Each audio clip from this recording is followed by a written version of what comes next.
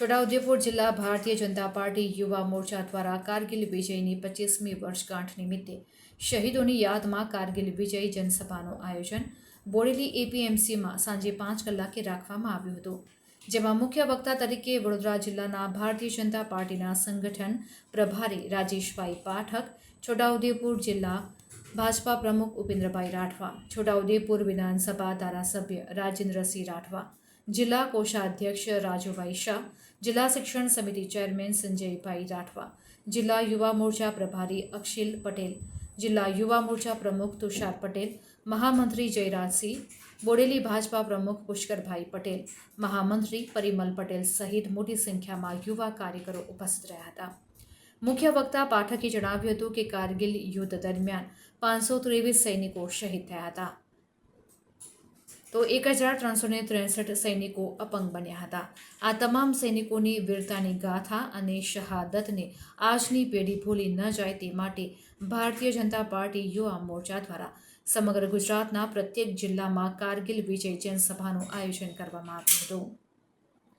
નસવાડીથી reporter Mukesh Parmar.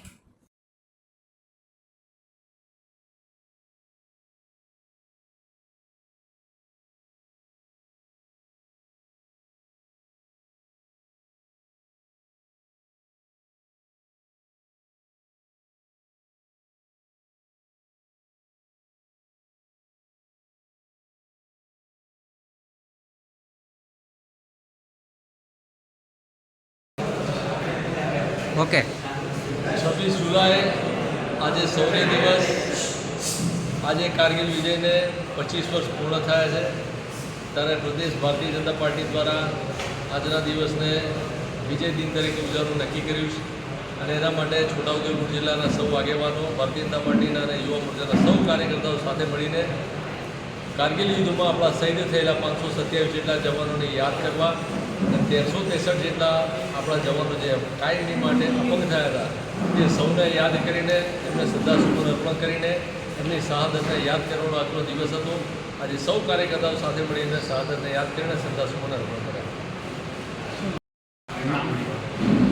હું રાજેશ પાઠક, વડોદરા જિલ્લા ભારતીય જનતા પાર્ટીનો પ્રમુખ.